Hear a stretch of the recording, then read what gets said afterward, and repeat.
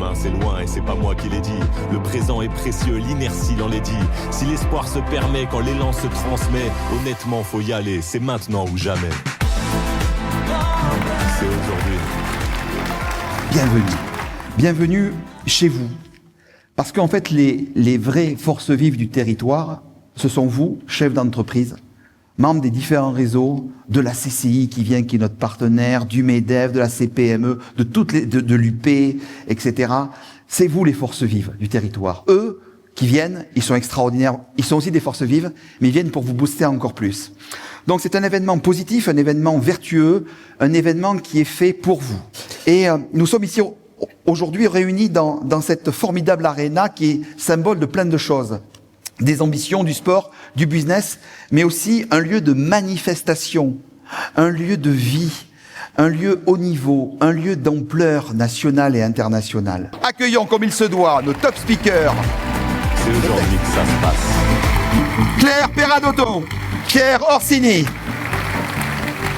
Thierry Orsini, Pierre Hippolito, un collectif féminin, la région avec Rising Sud, les premières, Anne-Charlotte Debardieu, Laura Boss, Elodie Sarfati, Johan Benalouane, champion d'Angleterre, Awa Sagna, Human First, Jacques-Olivier Abitboul, GJA, Jeanne Lemoine, Thomas de Richebourg, Paul de Billy, le patron d'Alibaba, Angelo Gopé, le patron de Live Nation et Marie Torres de Graffiti. Là où il y a une volonté, il y a un chemin.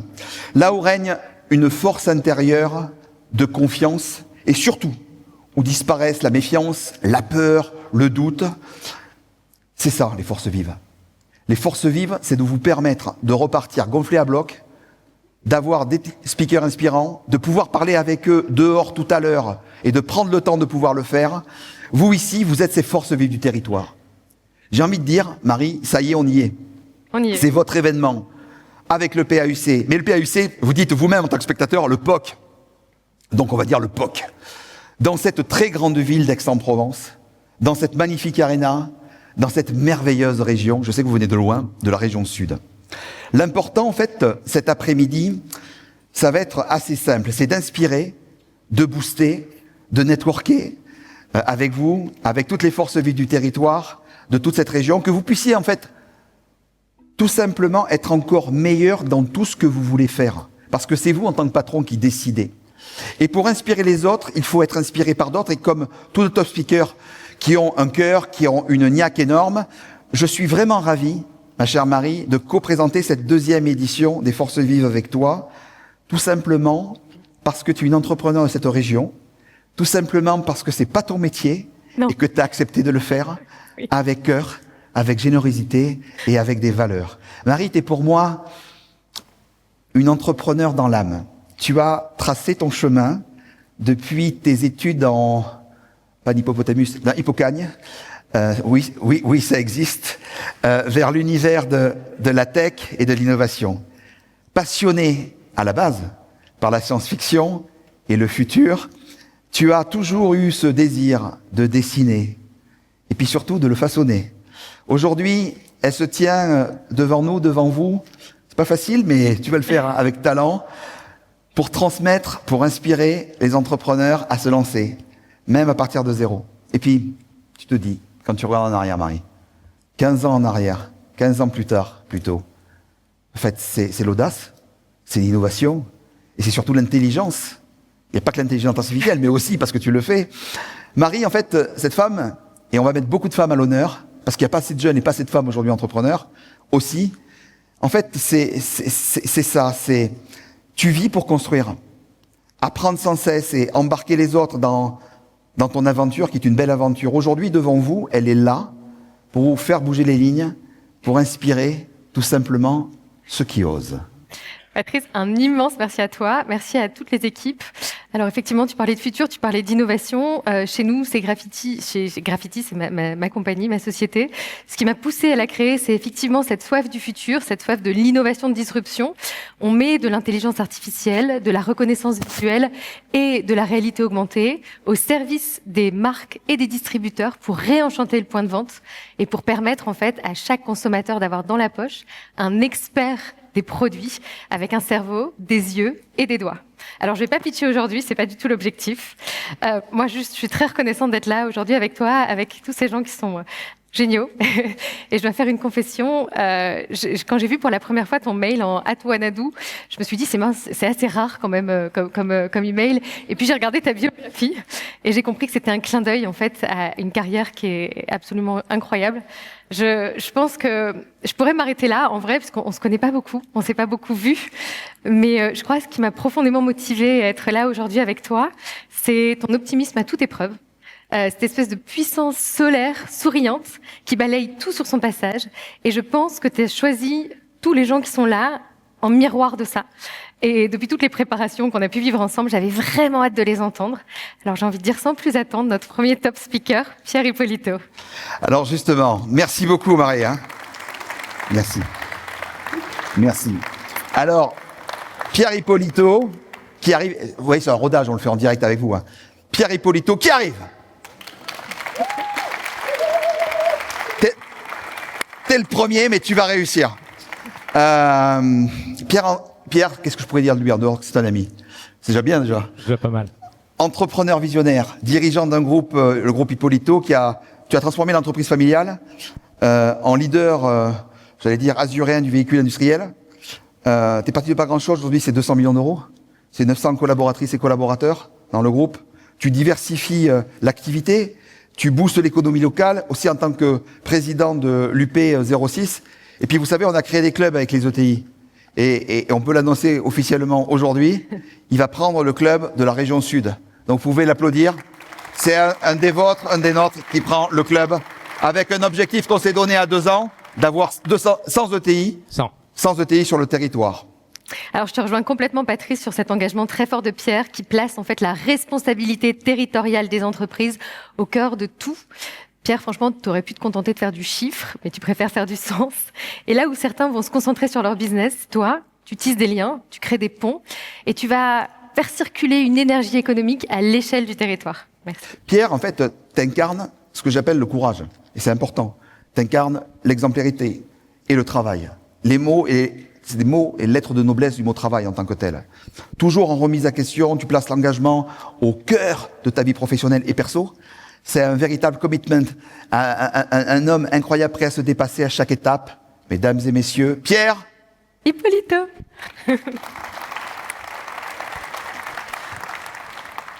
Bonjour à toutes et à tous. Alors c'est le premier, c'est toujours le plus dur ou c'est toujours le plus simple, je ne sais pas, vous nous direz après. J'ai envie de vous parler des ETI.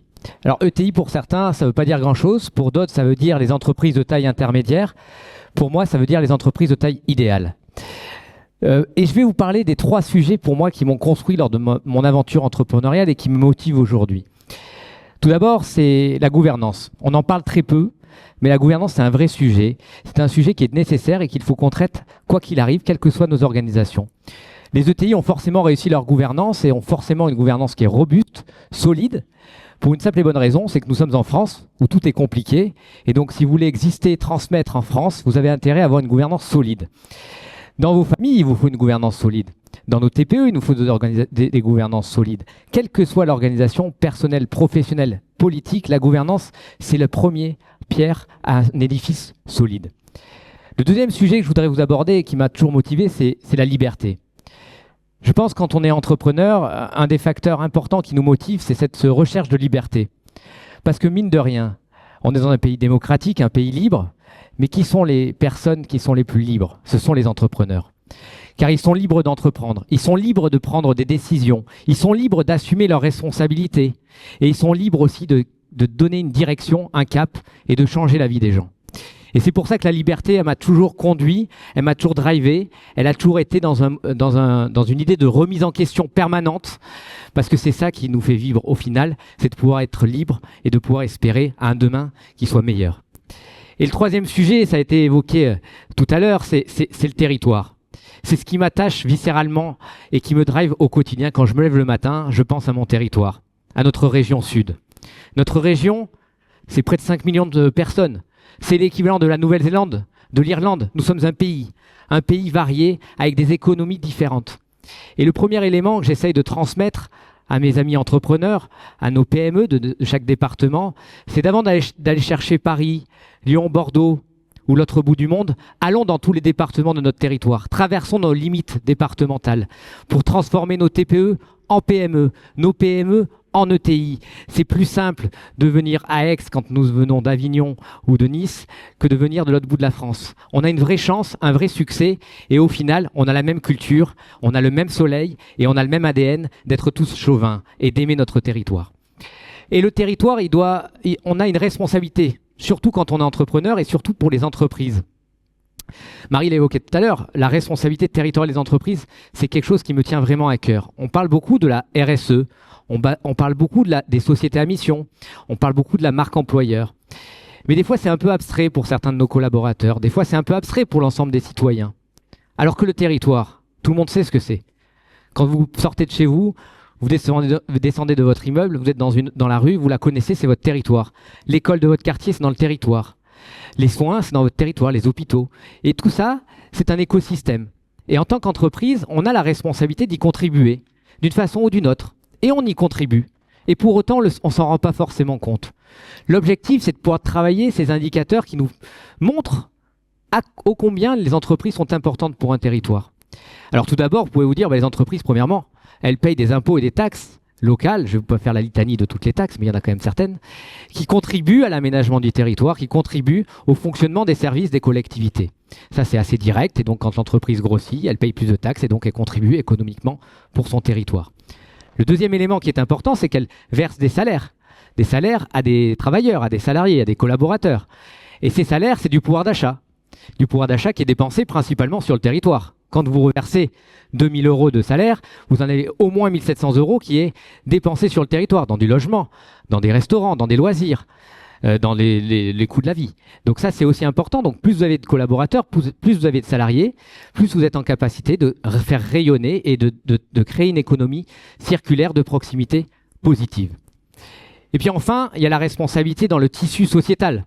On est aussi ici dans un club sportif. Les ETI, les PME, les TPE, les entreprises, les grands groupes, tous ceux qui ont un centre de décision sur le territoire investissent aussi dans ces clubs-là, dans les clubs sportifs, dans les associations culturelles, dans les associations sociétales. Et de plus en plus, parce que malheureusement, les collectivités ont de moins en moins de subventions à allouer, de moins en moins de moyens, et donc c'est aux entreprises privées de faire le relais, de complémenter, de donner du poumon, de l'oxygène économique à toutes ces associations qui vivent dans un territoire. Et c'est aussi notre responsabilité. Alors j'ai envie de vous dire, quand vous avez de la liberté, Patrice a parlé de courage, je crois beaucoup au courage. Si on n'est pas libre, c'est très compliqué d'être courageux, donc essayons d'être libre avant d'être courageux. Si on veut parler de gouvernance, si on veut réussir notre gouvernance, et si on a comme objectif le développement de notre territoire, il faut pouvoir se dire, la RSE, c'est bien, les sociétés à mission, c'est mieux. Et je dirais que tout ce qui tourne autour de la marque employeur, de tout ce qu'on dépense pour nos collaborateurs, pour nos clients, pour nos fournisseurs, c'est parfait. Mais il y a une chose qui est encore le plus important et qui nous réunit tous aujourd'hui, c'est la responsabilité territoriale des entreprises. Alors vive la RSE, mais vive la RTE. Merci à tous. Alors, nous accueillons... Magnifique, magnifique. Je vous demande d'applaudir l'orchestre quand même, s'il vous plaît.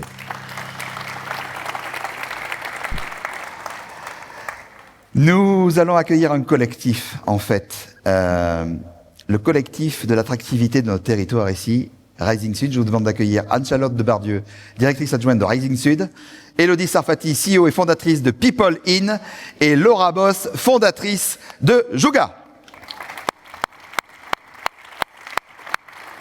Mesdames, bonjour. Alors Anne-Charlotte, toi tu connectes les talents. Venez, approchez-vous, approchez-vous. Voilà.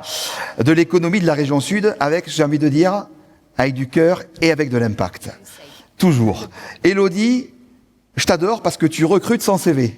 J'ai toujours fait ça dans ma vie, mais avec conviction. Et donc, révéler les vraies compétences des gens pour un monde de travail qu'on veut plus juste. Et puis toi, Laura, tu redonnes la vie aux jouets, du sens à l'achat, en plaçant l'économie circulaire au cœur de l'enfance. Et oui, Patrice, elle ne théorise pas l'économie, elle la transforme. Voilà, toi, Élodie, tu vas révéler les talents. Toi, Laura, tu vas recycler. Et toi, Anne-Charlotte, tu vas attirer. Moi, je suis très heureuse de voir 3 femmes qui rendent l'impact concret et surtout rentable. 3 femmes avec un même souffle. Ce souffle de relier les gens, de révéler, de réparer pour un monde plus humain. Mesdames, c'est à vous. Merci.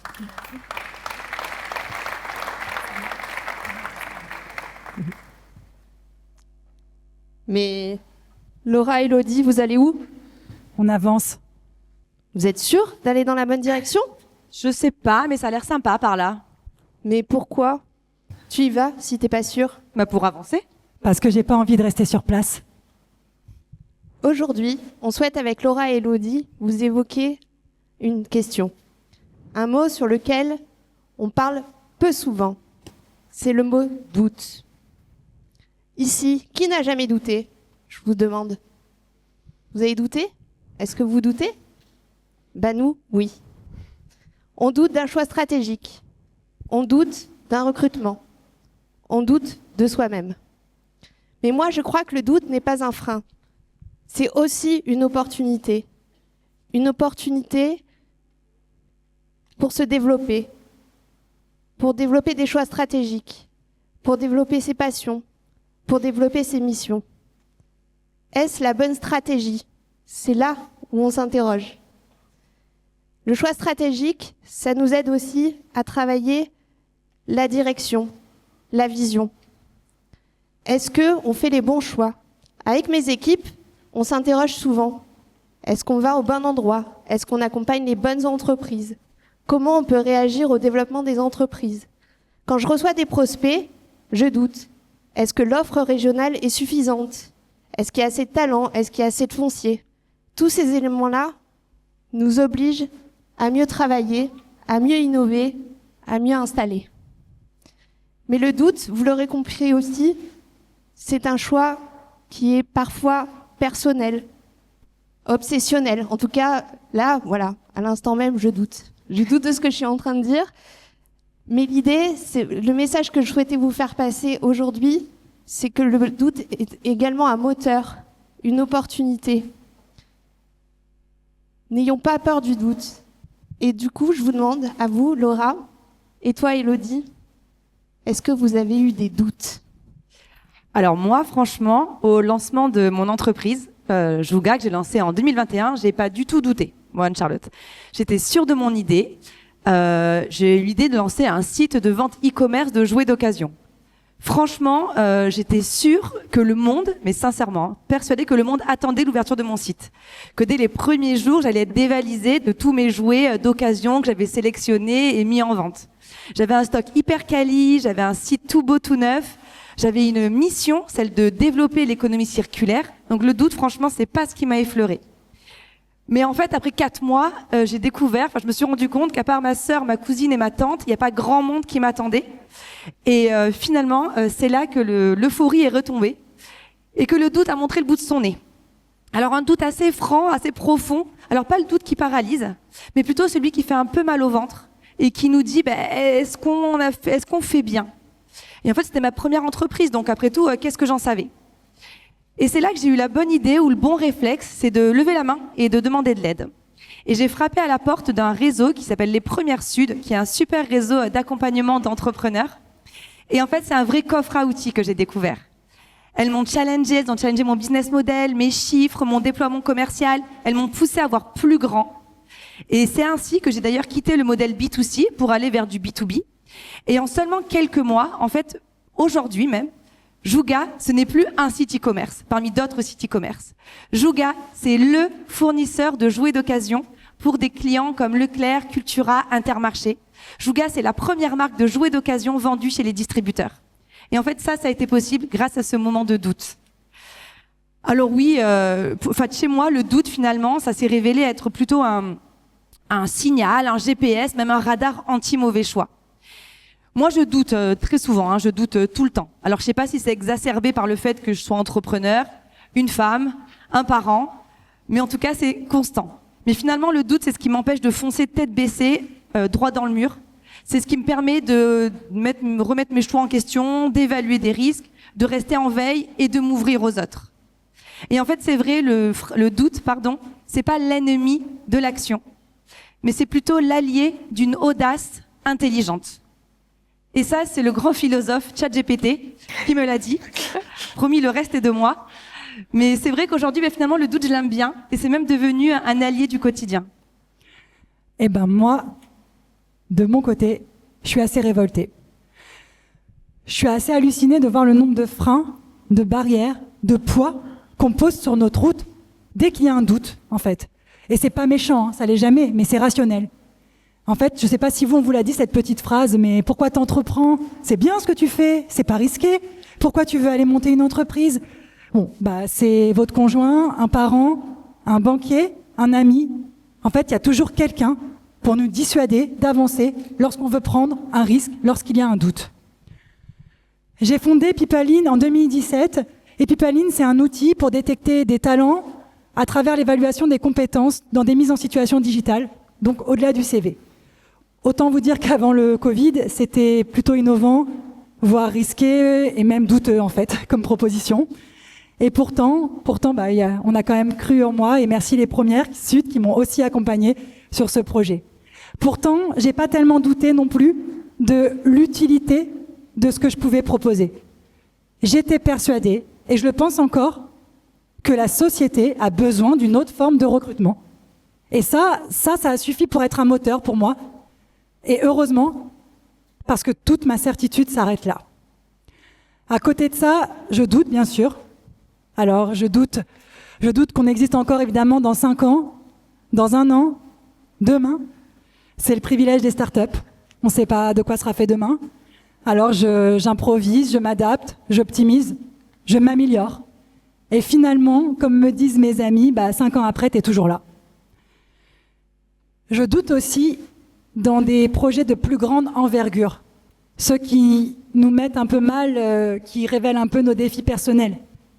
Est-ce que je serais vraiment capable de faire une levée de fonds? Est-ce que je pourrais vraiment vendre l'outil à des boîtes comme la SNCF ou Bouygues? En fait, je savais pas. J'avais pas le profil. Je sais pas comment on fait pour mettre des paillettes dans les yeux. Je sais juste dire la vérité. Et la vérité, c'est que je suis encore là aujourd'hui et que ça, je l'ai réussi aussi. En fait, je doute de pouvoir répondre aux défis du quotidien demain. Mais je crois que le fait de douter, c'est faire de moi un bon chef d'entreprise. C'est en fait être OK avec cette vulnérabilité et se dire que on est mieux préparé pour demain. Donc pourquoi vous partagez ça aujourd'hui?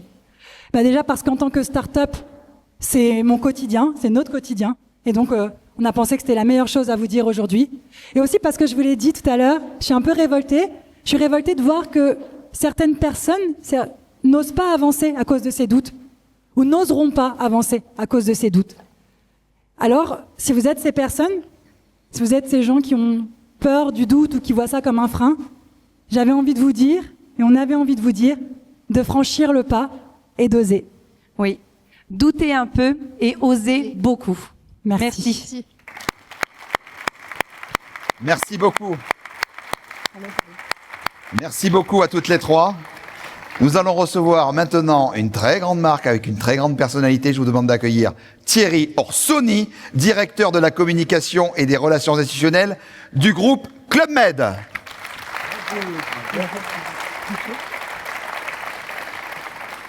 Thierry, c'est la force tranquille derrière la communication du Club Med. Après un parcours très dense dans ta carrière, c'est à la fois Sanofi, Casino, Lagardère, la SNCF. Tu reviens au Club Med pour en piloter la voie dans le monde. Si j'avais à te qualifier, à te dire, moi qui te connais depuis tant d'années, dans le monde de la communication, t'es la loyauté, t'es l'honnêteté, t'es l'engagement.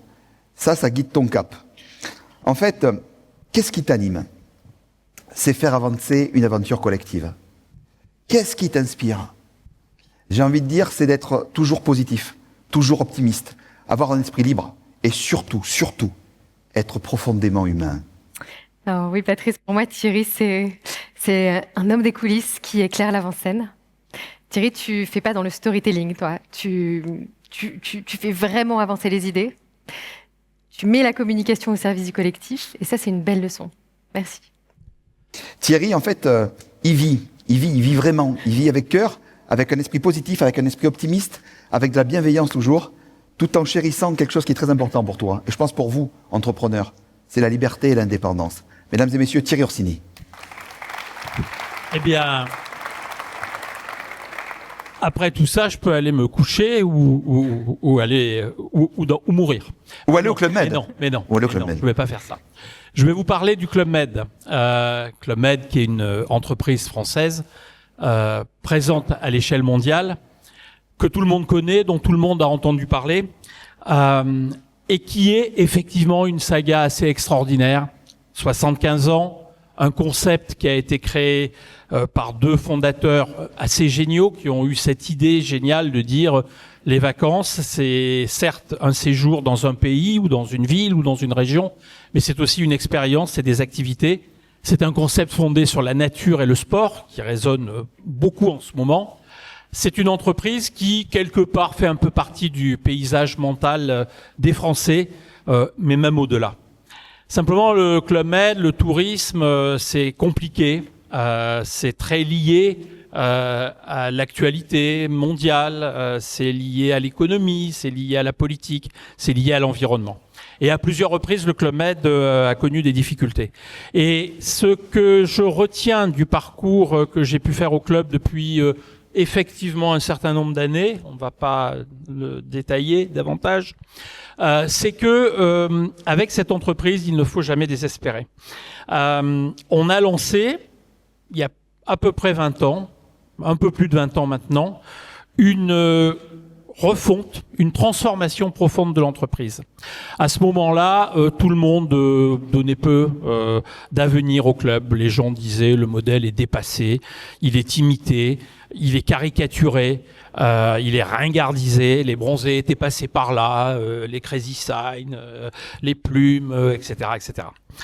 Et la boîte était pas loin de quitter la scène. Il y a eu un travail très profond qui a été fait par une équipe de direction mise en place et dirigée par Henri Giscard d'Estaing, à laquelle je suis très heureux de faire partie, dont je suis très heureux de faire partie, qui a dit finalement, c'était aller chercher dans le Guépard cette phrase de Lampedusa qui dit pour ne rien changer et garder tout ce qui est le Club Med, tout ce qui fait son originalité, ses sites formidables, son concept, sa formule, ses géos, ses activités, son sens de la fête, de la convivialité. Pour ne rien changer de tout ça, pour que l'entreprise vive toujours, il faut tout changer. Il faut changer son modèle économique, il faut changer son positionnement, il faut changer ses clients et il faut le faire en embarquant tous ses salariés. Parce qu'au Club Med, il y a une petite particularité, c'est que les clients vivent avec les salariés. Les GO, gentils organisateurs, les GE, gentils employés, vivent avec les GM, gentils membres. Et si cela n'y croit pas, c'est mort. Si, dans une discussion au bar, ou en faisant du tennis, ou en allant faire de la plongée, ou que sais-je, les gens disent, vous savez ce qu'ils font à Paris, là, ça ne marchera jamais. Eh bien, c'est mort. Donc, on a pris le temps de lancer cette stratégie, de la travailler, mais aussi de faire un tour, une sorte de roadshow dans l'ensemble de nos villages, dans l'ensemble de nos équipes, où on réunissait tout le monde et où on est allé porter la bonne parole, mais aussi écouter ce qui remontait. Parce qu'encore une fois, je le dis, et c'est une sorte de petit tips que je donne au passage, si on n'embarque pas son équipe, on n'y va pas. Et ce projet, il a enthousiasmé, et ce projet fait qu'aujourd'hui, le Club Med, ma foi, se porte plutôt bien. Il a survécu au Covid, il sort mieux du Covid que la plupart de ses compétiteurs. Et l'entreprise, aujourd'hui, est sur une dynamique qui est une dynamique de conquête. Alors, le Club Med, évidemment, c'est une marque française, fière de l'être, une marque mondiale, mais très attachée, très ancrée dans son territoire. Et chaque endroit où un Club Med est installé, un village du Club Med, est un endroit dans lequel le Club Med s'ancre, s'enracine et essaie d'apporter, en même temps que de l'attractivité à la destination dans laquelle il est, du bonheur à ses clients, mais aussi de l'emploi à ses salariés, des retombées économiques locales et bien évidemment des filières qui se créent, qui permettent aussi indirectement de créer de l'emploi et de l'activité. Et ça, c'est quelque chose qui est très important. Donc des Seychelles aux Maldives, en passant par Maurice, mais aussi Serre Chevalier dans les Hautes-Alpes, mais aussi au Pio dans les Alpes-Maritimes, le Club Med est tourné vers son environnement et fait en sorte que ce cercle vertueux profite effectivement à tous. Donc le message, c'est il faut qu'on continue, il faut qu'on invente une nouvelle étape, une nouvelle aventure. Et notre concept dans le prochain projet, c'est Forever Young. Et Forever Young, c'est on a 75 ans, on va sans doute, entre guillemets, encore traverser des difficultés, parce que qui n'en traverse pas, mais grâce aux gens avec qui on fait ce qu'on a à faire, on va être là, et être là pour au moins 75 ans encore. Bravo!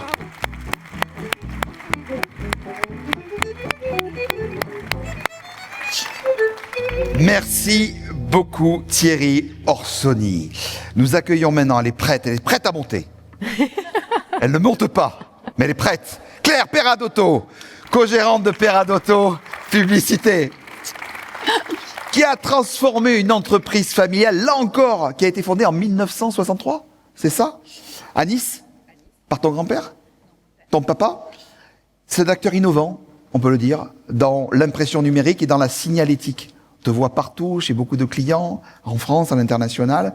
Tu allies modernisation, écologie, certification ISO, tout en lançant le collectif Energia qui te tient à cœur pour stimuler toutes les synergies importantes entre les entreprises. Ton moteur, optimisme, on le retrouve encore, le courage et surtout la solidarité, Marie. Eh oui, Patrice, alors tu m'as dit qu'on était entre nous, donc j'ai le droit de faire des blagues de tonton. Tu peux. Claire ne fait pas qu'imprimer, elle relie. Voilà. Bravo, bravo, bravo. Merci. Et donc effectivement, avec Energia, Claire, tu transformes un métier artisanal en levier de coopération économique et tu fais de l'imprimerie familiale un modèle d'écologie locale. Oh, l'espoir, c'est quelque chose d'important. Pour toi, Claire, l'espoir, la détermination, la bienveillance, c'est les moteurs. Tu vas nous en parler. C'était le moteur aussi de ton parcours, de cette réussite incroyable. Et dans ta vie personnelle, la famille, l'amitié, on vient d'en parler avec notre ami Thierry, les voyages, sont au centre de tes valeurs. Source de motivation et source de force. La force est en toi, tu as 6 minutes devant eux. Bonjour à tous. Alors, je vais vous surprendre, je ne vais pas parler de ma société. Bien que mon père, il faisait des décors de cinéma, il était peintre en lettres, il faisait les décors. Aujourd'hui, nous avons une usine qui fait de l'impression numérique très grand format, des enseignes dans le développement durable. Mais c'est pas du tout ça que je vais vous parler. Pourtant, c'est important, le développement durable. Ce que je vais vous parler, c'est ce qu'est d'être un chef d'entreprise. Un chef d'entreprise, c'est quelqu'un qui importe du stress et qui exporte de l'optimisme. Tous les jours, quand on est chef d'entreprise, il n'y a pas un jour où on ne résout pas des problèmes. Notre job, c'est résoudre des problèmes. Qui aujourd'hui, qui cette semaine n'a pas eu des problèmes à résoudre? Il y en a même un copain qui me dit « Est-ce que tout merde bien chez toi aujourd'hui ?» Je dis oui, aujourd'hui un peu plus que d'autres jours. Mais enfin, c'est ça le rôle d'un chef d'entreprise. C'est d'importer du stress, mais par contre, ce qu'on doit faire, nous, c'est exporter, c'est donner confiance. On doit déjà donner confiance à nos collaborateurs, parce que quelque part, les gens, ils viennent dans tes équipes, autrement ils vont ailleurs. Si tu leur montres une stratégie, tu leur montres que ton entreprise, elle va y aller. Deuxième truc, c'est par rapport à tes clients, parce que les clients, ils viennent chez toi, s'ils se retrouvent, ils se retrouvent en toi. Et troisième truc, c'est les partenaires. Les partenaires sont importants, comme les banques. Il faut leur donner, quelque part, confiance. Alors, il y a Churchill qui disait, Churchill, il disait, qu'est-ce que un pessimiste? C'est quelqu'un qui voit une difficulté dans chaque opportunité. Et un optimiste, c'est quelqu'un qui voit une opportunité dans chaque difficulté. Alors moi, je vous le dis pas, je suis un peu optimiste, souvent même très optimiste, mais franchement, c'est pas un don. C'est une discipline. Parce que tous les matins, à 7h du matin, des fois, t'as pas envie d'être optimiste. Là, je le dis aux jeunes, putain, c'est facile de critiquer, c'est facile de râler. Moi, quand je vois des gens râler en France, tout le monde aime râler, mais c'est très, très, très facile. Il y a un grand philosophe qui s'appelle Alain, qui disait le pessimisme est d'humeur, l'optimisme de volonté. C'est-à-dire que pour être optimiste, c'est une discipline. Tous les matins, il faut quelque part, il faut y aller. Donc, souvent, le chef d'entreprise, il se retrouve quelque part un petit peu seul. Et c'est pour ça, nous, on a monté le collectif Energia, c'est le club des entreprises à Nice. Alors, ce qui est important, nous, c'est on travaille aussi sur des valeurs. Les valeurs, c'est le socle de nos sociétés, parce que nous, en tant qu'entrepreneurs, on montre des valeurs. Nous, on en a mis 6. 1, c'est l'entraide et la solidarité, toujours aider les autres. 2, c'est la bienveillance. Soyons sympas, il faut être sympa les uns avec les autres. 3, c'est l'authenticité, d'être vrai, parce qu'un chef d'entreprise, il est obligé de dire des vérités. C'est d'être vrai dans ce qu'on dit et ce qu'on fait. 4, c'est travailler pour la planète. J'aurais dû en parler plus, mais j'ai pas le temps. 5, c'est l'équité. On est tous égaux. Il y a personne qui vaut personne. Il y a les grosses boîtes, il y a des petites boîtes. On est tous égaux. Et le dernier, et ça, c'est Patrice qui le dit toujours, c'est de nous faire travailler mutuellement les uns les autres. Parce que c'est bien beau d'aller dans les réseaux, mais demain, on a besoin des uns des autres. Alors, je dirais juste un truc, c'est l'entreprise vis-à-vis des sociétés. On le dit pas assez. Aujourd'hui, les entreprises sont un des piliers de la société. Parce qu'on le voit, les citoyens, on en marre des politiques. On en marre de certains médias. On en marre des promesses. Parce que pourquoi ? On est entouré aujourd'hui de fake news. On est entouré de promesses non tenues. On est entouré de discours qui veulent plus rien dire. Par contre, une entreprise, t'as pas le droit. T'as pas le droit. On est obligé de dire la vérité. On est obligé d'être dans le réel. Une entreprise, qu'est-ce qu'elle fait ? Une entreprise, elle donne de l'espoir. Une entreprise, elle embauche. Une entreprise, elle forme. Une entreprise, elle fait... Alors attention, hein, là vous me dites, oh la nana, mais par contre, on est aussi, on ose le dire, on est aussi imparfait. Je veux dire, dans une entreprise, on n'est pas chez les bisounours, on fait des erreurs. Moi, je dis, je suis pas parfaite, on n'est pas parfait. On est tous des chefs d'entreprise et on fait aussi des erreurs. Mais par contre, il y a une chose qu'on fait, c'est qu'on avance. Et les gens, les citoyens, pourquoi ils aiment les PME, les chefs d'entreprise ? C'est parce qu'on est dans le réel. On résout des problèmes et on est là tous les jours. Alors, quelque part, je pense qu'on est des porteurs d'espoir. Ça, c'est important. Continuons à être des porteurs d'espoir. Et je finirai en disant, au-delà d'être importateurs de stress, continuons à exporter de l'optimisme, continuons à bâtir, à catalyser, à être des repères et cultivons ensemble, quelque part, cet optimisme positif, cette solidarité et continuons à être ancrés dans le réel. Parce que, je finirai, ensemble on avance, ensemble on est plus fort et ensemble on est optimiste. Merci à vous. Bravo Claire. Ça, tu nous fais du bien. Merci beaucoup. Merci. Claire Perradotto. Marie, on est dans un univers sportif, on est dans le monde du handball, les sports collectifs. On va accueillir deux personnalités du monde du sport. Je vais parler d'un premier invité, Blaise Matuidi, ancien footballeur professionnel, ayant évolué dans plusieurs clubs, la Saint-Etienne, le PSG, la Juventus de Turin, l'Inter de Miami, 19 trophées. Champion du monde en 2018 et co-fondateur de Origins. Et nous accueillons aussi sur scène tout de suite Yohan Benalouane, qui est aussi ancien footballeur, professionnel ayant évolué depuis plusieurs clubs, aussi bien à l'AS Saint-Etienne, c'est là où vous êtes rencontrés avec Blaise, tous les deux, c'est ça ? C'est ça. L'Atlanta de Bergame, oui. Leicester City où tu as été champion d'Angleterre quand même, hein, en 2016.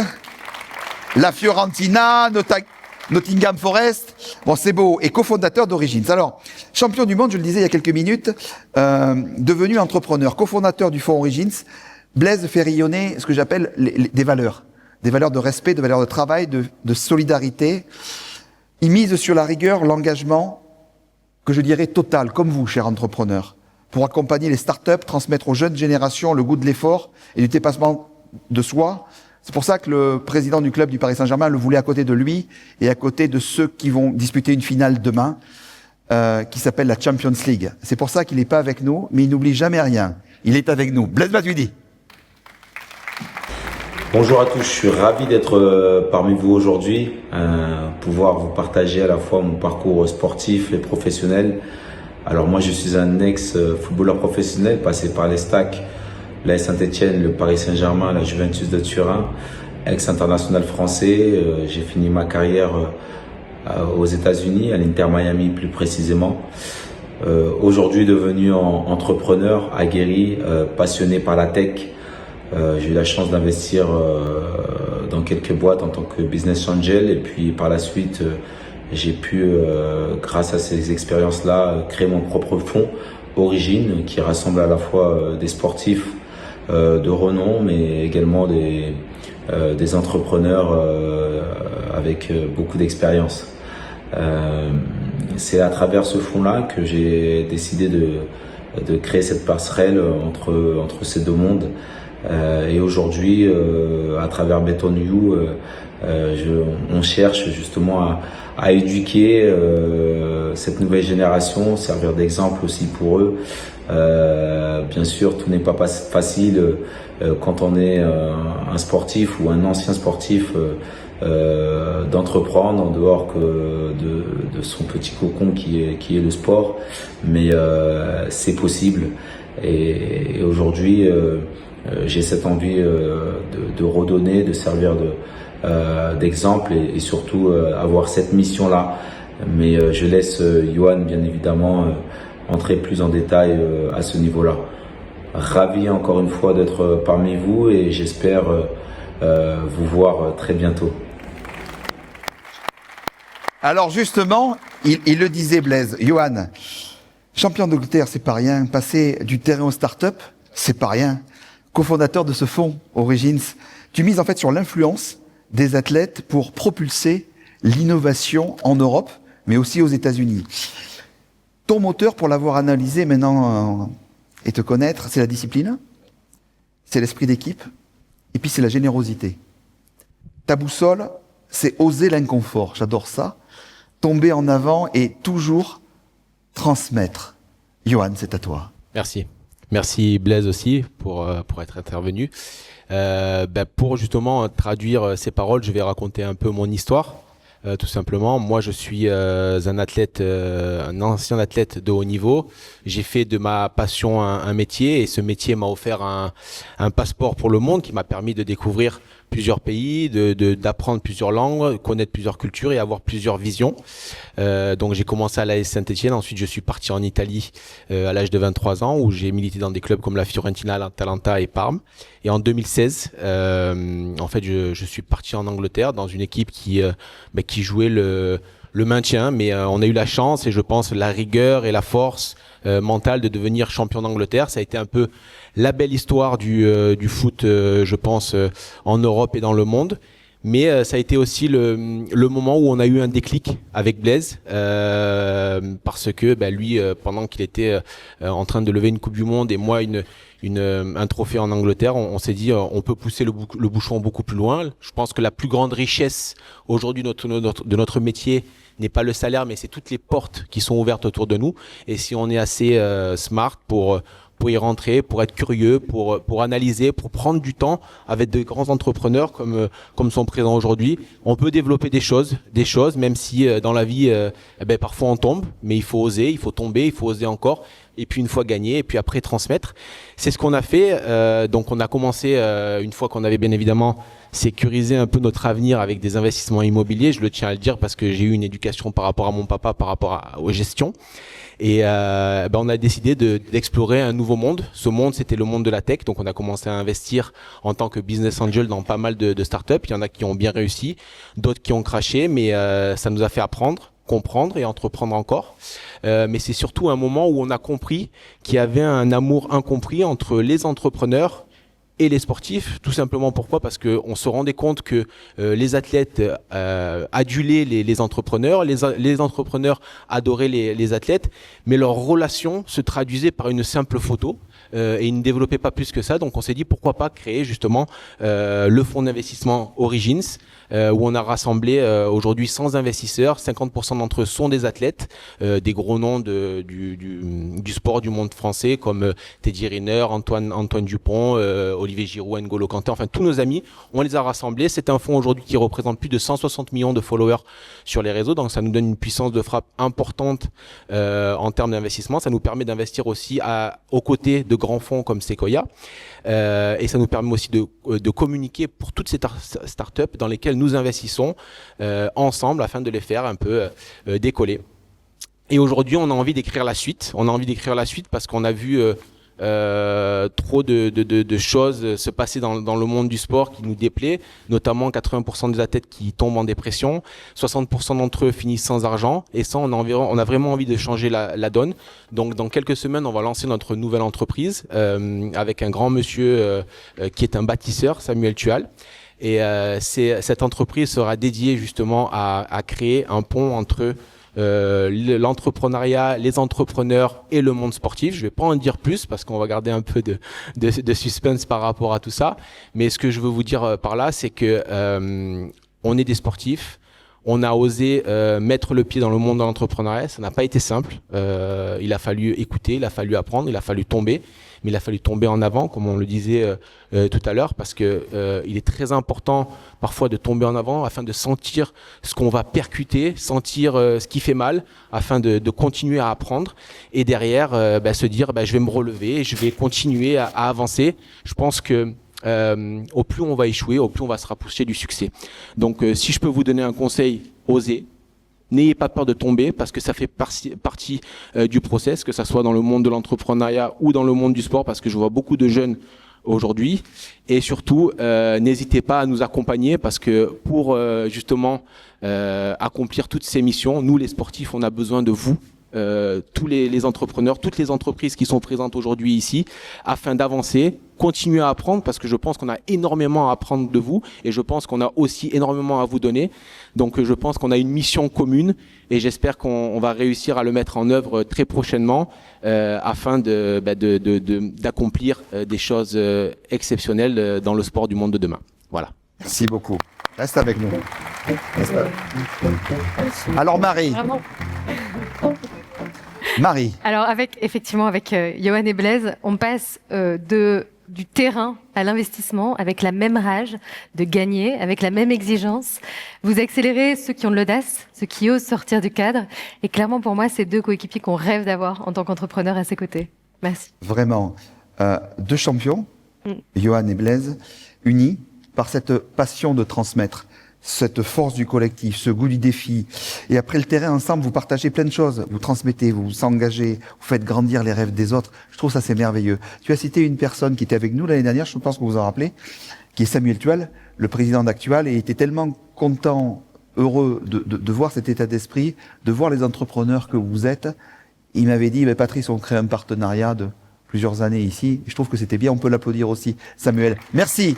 Johan. Merci Blaise. Merci. Pas facile de présenter la personne qui arrive juste après. Awa Sakna. Tu peux arriver avec nous. Je t'en prie. Fondatrice de Peul Foulani, de la Maison de l'Afrique, actrice sur TF1, sur France Télévisions, sur Netflix, sur Apple TV, je vais pas tous les citer. Tu as fait de la direction commerciale, Atlantis City, lauréate de la French Tech Med à Miami. Quand vous avez tout ça, vous faites un CV, vous mettez quoi? Je te ai donné 2 mots. Tu te rappelles de ça? Human first. C'est une femme qui est profondément humaine. Une des grandes révélations, le 11 juin prochain à Paris, de Vivatech, où tu vas pitcher devant un grand nombre de monde dans 10 jours. En fait, c'est un roman. C'est un livre? Non, c'est un roman. C'est un roman vivant. De la boxe à la haute couture, de la pub à l'entrepreneuriat. C'est une artiste franco-sénégalaise. Tu traces ce chemin unique. Souvent, quand on parle de réussite dans la diversité avec mon ami de cœur, Angelo Gopé, pour moi, tu es un bel exemple de ça. Tu as fondé cette entreprise. Tu transformes le plastique en textile haut de gamme. Je trouve ça beau, non? Incroyable, pas vous? Et l'engagement en modèle économique.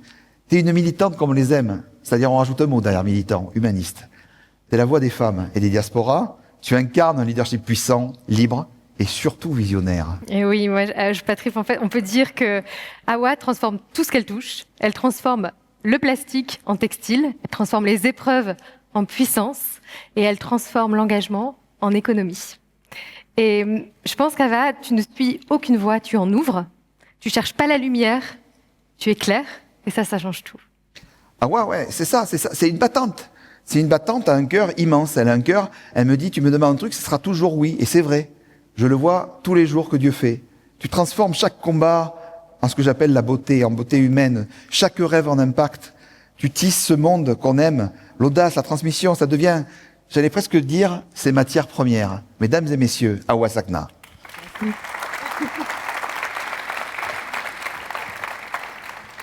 Bonjour à tous. Qu'est-ce que vous voulez que je dise après ça? À part vous applaudir vous, parce qu'en fait, je suis parce que vous êtes. Moi, j'ai envie de vous parler aujourd'hui d'humanité. Effectivement, quand tu m'as donné ce thème-là, j'ai trouvé ça génial. Human first. Humanité, pourquoi? Parce qu'effectivement, au-delà de nos différences, quelle que soit la période compliquée qu'on vit aujourd'hui, on le voit aux États-Unis ou en Afrique, notre cœur a exactement la même couleur. Ça, il faut vraiment qu'on se l'ancre là, dans notre cerveau. C'est quelque chose qui est très important et il faut le rappeler. On le rappelle pas assez. Je travaille dans des milieux très connectés. Pourtant, aujourd'hui, j'avais envie de vous parler d'humanité. D'humanité, mais aussi d'universalité. Pourquoi? Parce que partout, quel que soit le pays où on va, si vous remarquez et si vous êtes curieux, il y a toujours un talent à côté de vous. Il faut juste ouvrir les yeux, que ce soit dans vos entreprises ou dans les sociétés dans lesquelles vous pouvez travailler. Si vous prenez le temps de regarder votre voisin et de l'éclairer, et si vous combinez toutes les compétences, vous verrez que même si effectivement on est dans une période économique assez challengeante, on peut réussir à franchir des montagnes. Et ça, c'est quelque chose qu'il faut comprendre. J'ai envie aussi de vous parler des différents mondes. Il y a la possibilité de mélanger effectivement le monde sportif, le monde artistique, le monde économique, politique. Personnellement, j'adore jongler dans tous ces mondes-là. On n'a pas besoin en fait de vous cantonner dans un tableau Excel. Vous n'appartenez à aucune case. Je répète, vous n'appartenez à aucune case. Le seul tableau que vous devez faire, c'est le tableau que vous avez décidé de dessiner et de mettre en place. N'acceptez jamais, et ça je parle aux étudiants, qu'on vous dise t'es bon en maths, donc tu vas faire forcément une filière scientifique. Non, tu peux être un scientifique, mais tu peux aussi être un artiste, un chanteur de rock. On rencontrait la dernière fois Sandrine Quétier, qui a quitté TF1 pour devenir une super chanteuse de rock. J'adore ce genre de parcours. Et ça, c'est important de l'apprendre.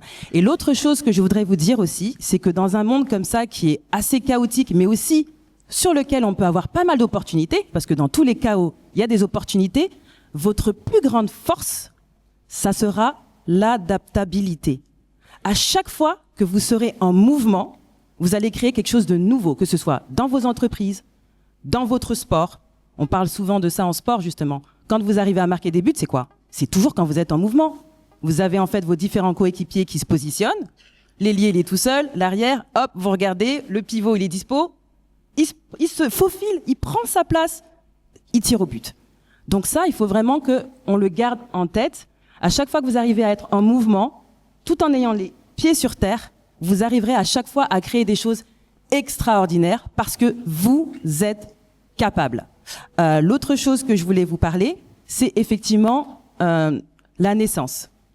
Depuis votre naissance, en fait, si vous l'avez remarqué, rien que pour déjà naître, vous êtes déjà des champions.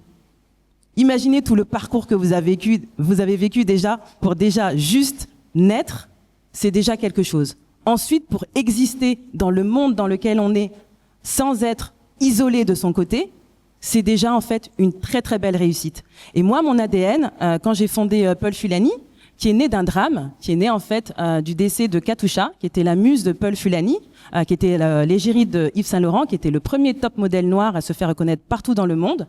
De son décès, j'ai créé justement cette société qui crée du textile avec des déchets plastiques marins d'inspiration africaine. Et mon idée, elle était de partir d'une société pour après essayer de former d'autres femmes, de les former sur le numérique pour qu'elles aussi accèdent à l'autonomie financière. Parce qu'aujourd'hui, si on veut notre liberté, il faut aussi une liberté financière. Et pour ça, il faut se lever tôt, effectivement, aller chercher, se challenger. C'est comme un boxeur, il n'y a jamais rien qui est gagné. Si vous ne travaillez pas votre cardio, si vous ne travaillez pas votre musculation, etc., tous les jours, si vous n'avez pas votre discipline, vous pouvez aller sur le ring, vous ne gagnerez aucun match.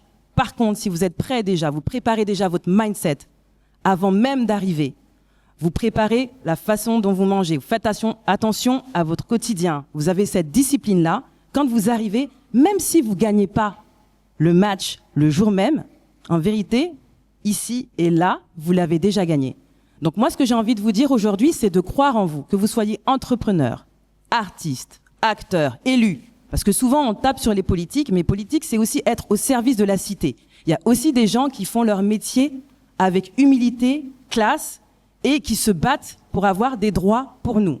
Donc, dans tous les domaines auxquels vous pouvez toucher, il faut simplement que vous vous dites que vous êtes les propres architectes de votre vie.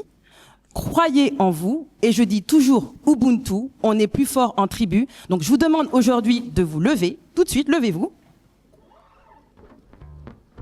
Un peu d'exercice, là. On est au sport aujourd'hui. Et ce que j'ai envie de vous dire, c'est que vous êtes formidable, Ubuntu. Merci beaucoup. Merci.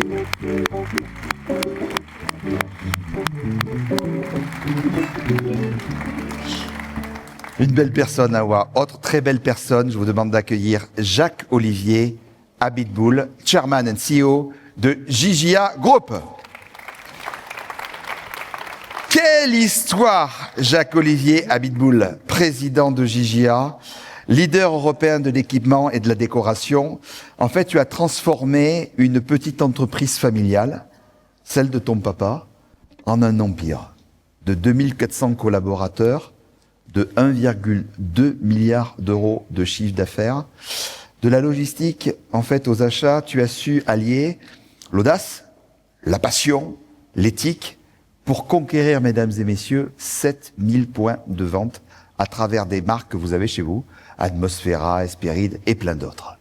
Alors oui, Patrice, moi, il y a cette phrase que j'adore, qui est « commencer petit, voir grand, aller vite ». Et je pense que cette phrase-là, elle vient de s'incarner, pour moi. Jacques-Olivier, c'est vraiment... T'as pas seulement assuré la croissance d'une entreprise, tu as imposé une vision industrielle, familiale, stratégique, et tu es la preuve que l'on peut croître vite, fort, sans jamais s'excuser de viser très grand. On pourrait dire que tu as transformé. Non. Tu as métamorphosé, GIGIA, tout en restant fidèle aux valeurs de ton papa. Aujourd'hui, GIGIA, c'est cet acteur incontournable porté par l'innovation, la qualité et un véritable esprit d'équipe qui est cher à ton cœur parce que tu es un homme de valeur. Jacques-Olivier Abitboul. Merci beaucoup Marie et merci Patrice pour ce bel événement que vous organisez. Donc je m'appelle Jacques-Olivier Abitboul, j'ai 52 ans. J'ai eu deux chances immenses, j'en ai eu même plus que ça, mais je vais vous parler déjà de ces deux-là. La première, c'est que mon père a fait un métier que j'ai adoré. Mon père était grossiste, à l'époque à Aubervilliers, il vendait de la vaisselle. Et très tôt, il m'a incité à venir faire des stages. Donc j'avais 12 ans, j'allais déjà faire des stages tous les étés. Et puis à 15 ans, j'ai pu participer à un premier voyage d'achat. Et pendant ce voyage d'achat, je suis tombé amoureux des produits. Et oui, il faut une certaine forme de passion, on va en parler tout à l'heure. Mais ma passion, ça a été au tout départ le produit. Voir comment on pouvait réaliser, fabriquer un produit et comment on pouvait en faire un succès en créant du bonheur, parce qu'un produit, ça apporte du bonheur. Je suis rentré ensuite à 20 ans, c'était en 1993, on était une dizaine de collaborateurs, on faisait un peu moins de 9 millions d'activités, avec vraiment la volonté d'accélérer finalement cette transformation. On était au moment où les marchés s'ouvraient, où d'ailleurs la Chine s'ouvrait, puisque la Chine fait partie de nos partenaires. Et 5 ans plus tard, j'ai eu une deuxième chance exceptionnelle. J'ai été voir mon père, on avait doublé de taille d'activité et il a accepté de me vendre l'entreprise. Et j'insiste sur ce point parce que on parle souvent de transmission d'entreprise. Tous les modes sont évidemment ouverts. On ne parle pas souvent de vendre, de transmettre son entreprise en la vendant, mais c'est un excellent mode. Et je suis, pour ma part, assez convaincu que je n'aurais jamais pu développer le groupe comme je l'ai fait si je n'en étais pas devenu le propriétaire. Les banques sont d'ailleurs très supportives sur le sujet. Alors, une fois qu'on a dit ça, comment, justement, on a réussi à passer de 10 millions à un peu plus d'1 milliard d'activités? Je ne crois pas qu'il y ait de recettes ou de secrets, mais il y a 3 tips que j'aimerais partager avec vous. Le premier, ça peut paraître un lieu commun, mais il est absolument fondamental, c'est la passion. Je pense que si on n'a pas de passion, c'est absolument impossible parce que il faut pouvoir résister à toutes les pressions qu'on a, il faut résister aux coups de blues, il faut se remettre en question en permanence et pour ça, le moteur, ça doit être la passion. Alors pour ma part, c'était, je vous l'ai dit, la passion du produit, évidemment avec ça, c'est la passion d'observer le consommateur et son comportement, mais c'est aussi la passion des collaborateurs. C'est comprendre que plus on aura de collaborateurs, plus on aura contribué à changer des vies. Et c'est ça un entrepreneur, je pense que la plupart de ceux que vous avez entendus vous l'ont communiqué, c'est vraiment ça, l'entrepreneuriat. C'est cette capacité à communiquer autour de projets aussi qui sont des projets fous, parce qu'il faut un peu de folie. On a une maxime chez JJA qui est de Mark Twain, qui dit « Ils ne savaient pas que c'était impossible, alors ils l'ont fait ». Et c'est exactement ce que j'aime, parce que bien souvent on se lance dans des projets sans savoir forcément si on va y arriver, mais à la force du poignet, on finit par y arriver. Le deuxième sujet que je voudrais partager avec vous, c'est l'instinct. L'instinct, c'est extrêmement important parce que c'est l'instinct qui peut permettre de poser une vision et c'est la confiance en soi qui permet de transformer cette vision en disruption. Il y a un bouquin que je vous conseille qui s'appelle « La stratégie de l'océan bleu » et le fondement, il est simple. On possède tous, certains disent qu'un tel entrepreneur est particulièrement visionnaire. Je ne crois pas du tout qu'il y ait de visionnaire. Il n'y a pas de boule de cristal, en tout cas pour ma part, je n'en ai pas. Je pense que chaque entrepreneur possède toutes les clés de l'analyse de son marché au quotidien. On met ça dans un shaker avec un peu de géopolitique, avec un peu de macroéconomie, avec des événements sociétaux qui se produisent tous les jours. Et c'est cette matière qui va donner lieu à une vision. Et cette vision, elle peut devenir disruption si on lui donne corps, si on fait confiance à son instinct. Et je pense que c'est probablement la chose la plus importante, c'est de s'écouter. Parce que souvent, on a les clés en soi, on sait exactement où aller. Mais comme on voit beaucoup de gens aller d'un autre côté, on se dit, ça doit pas être le bon. Non, croyez en ce que vous ressentez, parce que c'est souvent la juste vérité. Et puis le dernier point que je voudrais aborder, c'est l'utilisation de la finance, du private equity. On diabolise souvent les fonds d'investissement. Comme tout, il faut savoir les utiliser. Il y a des bons, il y a des moins bons. Et puis il y a surtout le scope qu'on pose au départ qui va être plus ou moins clair et qui permet d'aller chercher un fonds pour ceux qui l'amènent. Mais un fonds, ça amène d'abord un sparring partner. Et quand on est dirigeant, quand on est un peu isolé, eh ben on a besoin quand même de quelqu'un qui vient vous taper un peu au derrière, si j'ose dire, et qui vous dit, voilà, améliore-toi sur les reportings, travaille ton cash flow. Et ces éléments-là, il ne faut pas compter sur un fonds pour venir faire l'opérationnel à notre place, ils ne savent pas le faire. Sinon, ce ne seraient pas des fonds d'investissement. En revanche, ce sont de formidables challengers. Deuxième point, les fonds, évidemment, amènent des fonds. C'est leur métier, ça amène des capitaux, et il faut des capitaux pour se développer. On ne passe pas de 10 millions à 1 milliard sans prendre, évidemment, beaucoup de risques, et ces risques-là, on a besoin de les prendre avec un fonds, notamment par le M&A, c'est-à-dire par la croissance externe. Et j'ajouterai à ça que les opérations avec des fonds d'investissement permettent aussi à des étapes clés de sacraliser une partie de sa réussite. Et ça aussi, ça permet d'aborder les nouveaux projets en toute confiance. Voilà, merci beaucoup. Merci à toi. Merci Marie. Merci infiniment. Il vous a parlé d'un pays, la Chine. Lui, il est français, mais il travaille pour la plus grande entreprise chinoise. Je vous demande d'accueillir Paul de Billy, directeur général France d'Alibaba Group.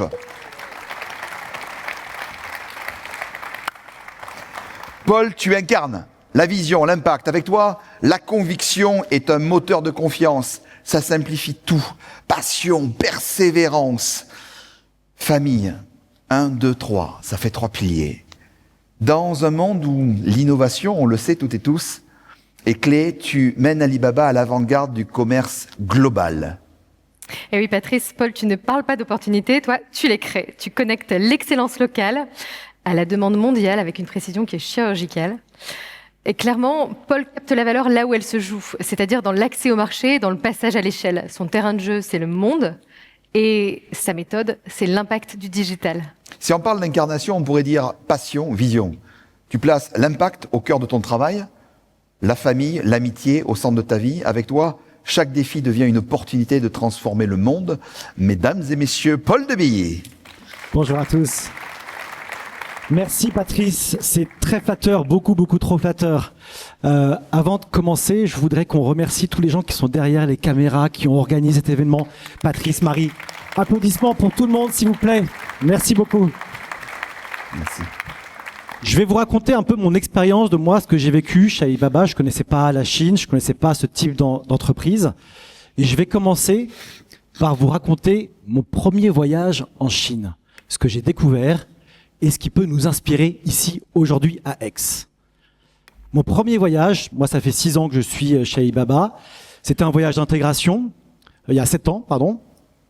Et après une semaine de travail, je suis allé me balader autour du lac. Donc Alibaba, la ville d'Alibaba, c'est Hangzhou, au sud de Shanghai, à 2 heures. C'est une grande ville où il y a un très beau lac qui est classé patrimoine de l'UNESCO. Donc je suis allé me balader. J'étais seul. Après ma balade, j'ai voulu aller prendre un verre dans un bar. Et là, je m'oriente vers le bar et je vois sur le trottoir un sans-abri qui, en me voyant, se lève, vient vers moi et me demande de l'argent. Alors, en mimant, je fais non, je parlais pas chinois. D'ailleurs, je parle toujours pas chinois. Il va falloir que je m'y mette. Donc je lui dis non, désolé, j'ai rien, j'ai pas de cash. Et là, il me dit c'est pas grave. Il sort de sa poche 2 cartons plastifiés avec des QR codes, un vert, un bleu, WeChat Pay, Alipay, qui étaient des solutions de paiement.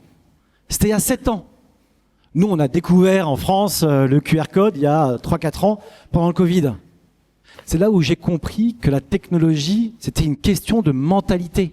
En Chine, elle est simple, efficace, utile et tout le monde l'utilise. Il voulait que je lui fasse un virement avec mon téléphone sur son compte bancaire, un sans-abri. C'est incroyable. J'ai vu en Chine des PME, des ETI, des commerçants, des artisans vendre plus avec ce que vous avez tous aujourd'hui dans votre poche en une semaine sur Alibaba grâce au e-commerce qu'en un an dans un magasin. Pour moi, la technologie, c'est pas l'apanage des grands groupes, des armées de développeurs avec des DSI et des énormes budgets. C'est une mentalité. C'est comment est-ce que nous, on s'accapare l'innovation et comment est-ce qu'on teste. Par exemple, chez Alibaba, on a une marketplace et on vend beaucoup de produits à travers le monde. En France, c'est 12 milliards de produits français qui sont vendus dans le monde. On est le premier pays devant l'Allemagne, l'Espagne et l'Italie cumulés. Et c'est quand on est à l'étranger qu'on se rend compte des atouts de la France. Quand je suis à l'étranger, je vois que les gens adorent la France. Ils adorent les produits français. Ils sont beaux, ils sont créatifs, ils sont de qualité, ils sont à un bon prix, ils sont à un bon positionnement. On a plein de choses pour réussir. Sur les plateformes Alibaba, c'est Repetto qui vend des ballerines en Chine. C'est le laboratoire Odo en Occitanie qui vend des produits dentaires en Suisse. C'est le Clos Saint-Médier près d'ici, juste au-dessus, qui va bientôt ouvrir le Nigeria. C'est la Maison du Laurier qui va vendre des savons, qui est juste à Avignon, qui vend des savons en Australie. Quand on parle de nouvelles technologies et d'intelligence artificielle, c'est un peu un buzzword. Tout le monde en parle. Ça fait bien. Mais un, ça existe depuis très longtemps. Et deux, c'est juste un outil. Et c'est un outil qu'on peut utiliser. Par exemple, sur les marketplaces alibaba.com, vous pouvez traduire vos fiches produits dans toutes les langues instantanément. Vous pouvez créer des pitch marketing. Vous pouvez être en relation avec des clients qui sont à l'autre bout de la terre, H24, 7/7 et qui ne parlent pas français. Tout ça, c'est des opportunités. C'est des chances qu'on a, nous. Et en France, on a ça. On a cette histoire. Ils ne cherchent pas réellement des produits.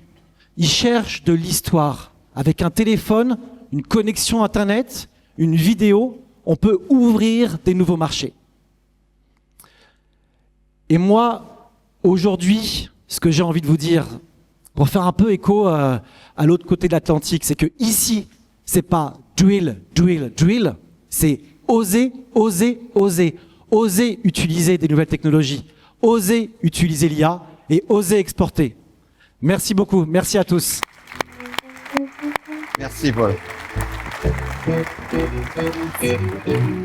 Merci beaucoup. Mesdames et messieurs, là, préparez-vous. Préparez-vous pour une arrivée. Une femme incroyable. On dit le talent n'attend jamais. Jeanne Lemoine. Viens, Jeanne.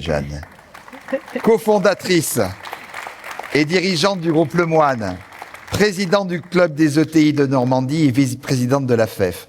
C'est vrai que quand on parle de toi, notamment avec nos amis Yvan Goder qui est ici présent, président du RMB à Rouen, ou avec Thierry Parianti, président du club des boxeurs de Bordeaux, on dit la même chose.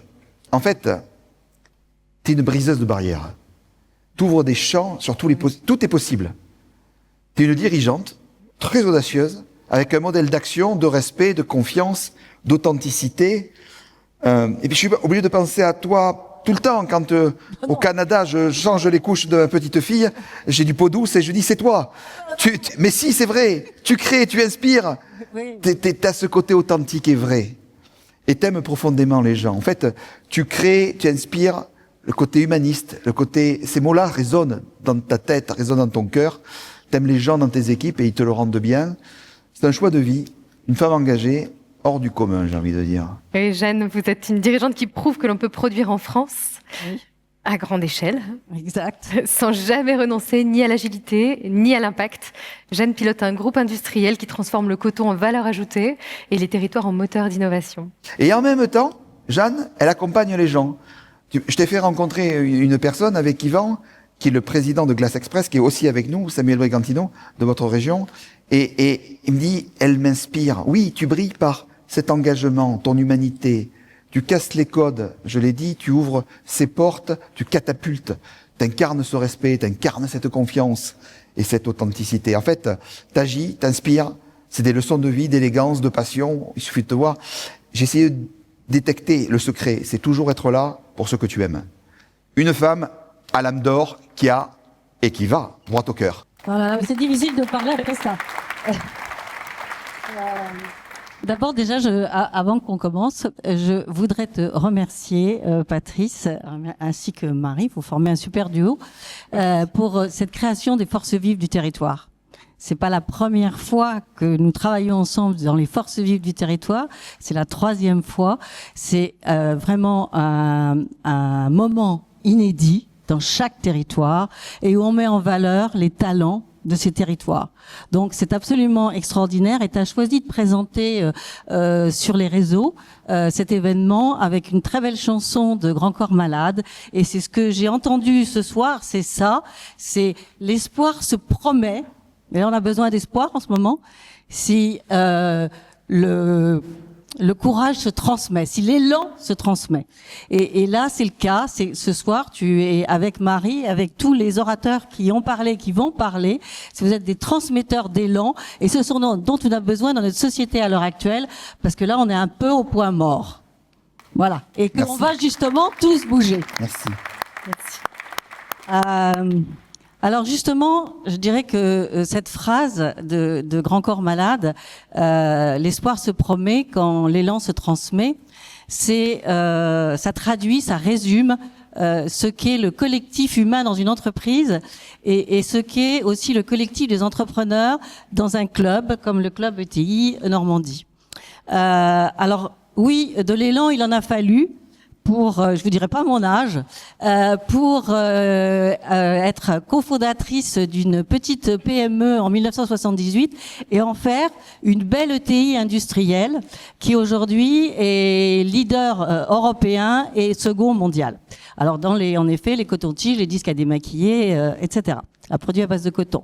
Et s'implanter dans le monde avec des usines en Allemagne, aux Pays-Bas, en Estonie, 2 en Espagne, aux Philippines et au Mexique, et toujours des entreprises à taille humaine, parce que c'est ce qu'on disait tout à l'heure, les ETI, ça garde cette proximité avec les collaborateurs et cette taille humaine qui est une taille idéale pour pouvoir y vivre bien.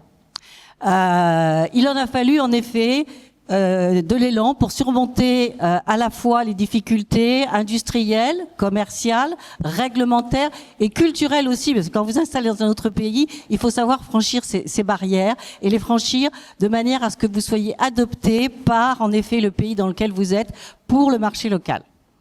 Alors une recette, je sais pas vraiment, par contre c'est que du vécu que je peux vous livrer.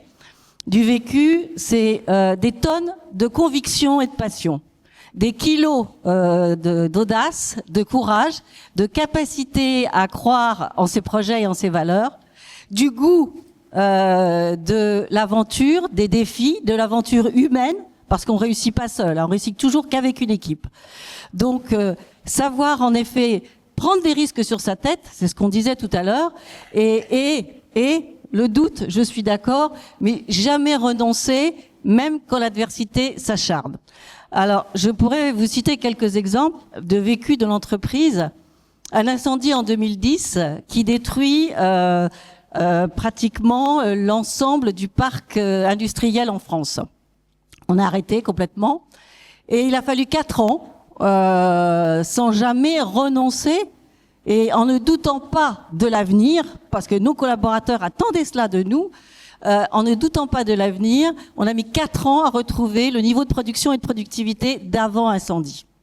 Un autre exemple encore, pendant la période Covid, nous travaillions avec la grande distribution, donc nous étions ouverts. Et je vois un reportage montrant les écouvillons et montrant qu'on n'a plus d'écouvillons pour tester le Covid. Et je me dis, mais nous fabriquons nos tiges de coton-tige, nous fabriquons notre mèche, nous fabriquons, nous assemblons. Alors qu'est-ce que nous pouvons faire? Et je ne vous mens pas, parce qu'avec tous les collaborateurs qui avaient la peur au ventre le 17 mars, le 25 mars, c'était d'autres hommes et femmes.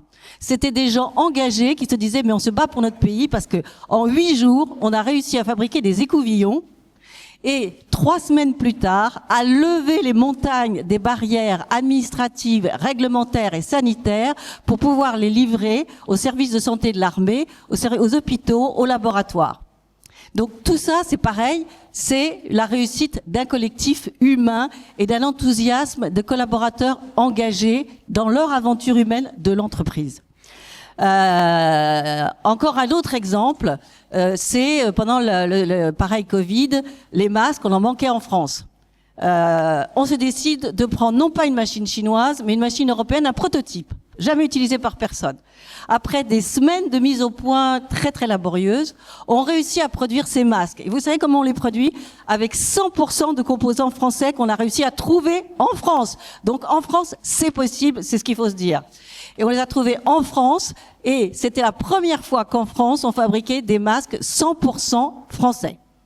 Donc en effet, le produire en France, Marie, c'est quelque chose qui est dans nos tripes, dans notre ADN, et pas que les miennes, celles de nos collaborateurs. Et notamment, là, nous sommes en train de reprendre une friche industrielle. Qu'est-ce que c'est qu'une friche industrielle? C'est une usine abandonnée, fermée, des collaborateurs qui ont perdu leur job. Et qu'est-ce qu'on fait? Eh ben, on se décide, après 2 ans d'analyse, d'études, de reprendre cette usine et de recréer de l'emploi et de faire vivre ses salariés. Voilà. Donc voilà ce qu'est l'entreprise et voilà ce qu'est l'optimisme dont tu parlais tout à l'heure, Claire. Merci beaucoup. Merci beaucoup.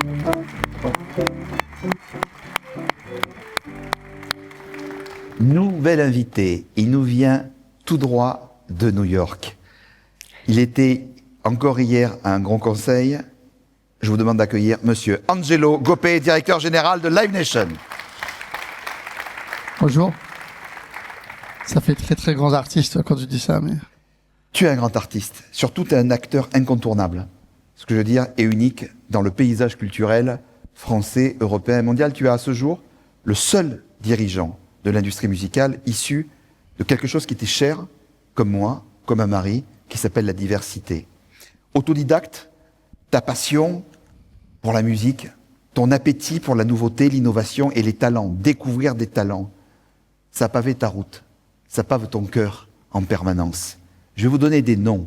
IAM, Madonna, Shakira, Coldplay, Ed Sheeran, U2, Rihanna, Bad Bunny, David Guetta, DJ Snake, Lady Gaga, Sting, Metallica. Je pourrais vous en citer plein, hein Marie, on pourrait en citer plein. Exactement, on peut en citer plein, mais surtout en fait, Angelo, tu le prouves chaque jour, la culture peut être un moteur de puissance. Tu as tout construit, tout seul, et tu continues à le faire pour les autres. Angelo structure des tournées, crée des emplois, génère de la valeur. Il ne fait pas carrière, il change la scène.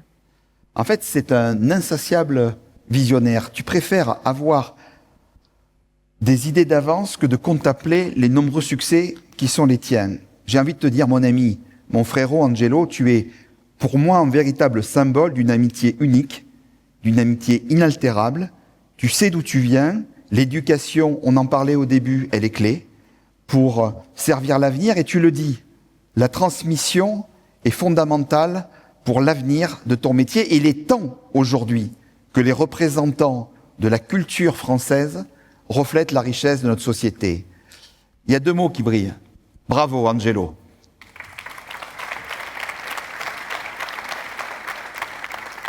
c'est quand même difficile de prendre la parole après autant d'éloges.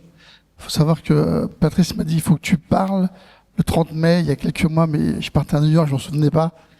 Et je lui ai dit, oui, c'est vrai, j'étais à New York, je dois rentrer pour aller à Aix-en-Provence, et je suis rentré hier dans l'avion, je fais, mais demain je viens, mais je parle de quoi déjà? Parce que j'ai pas dû de préparer, je prépare jamais.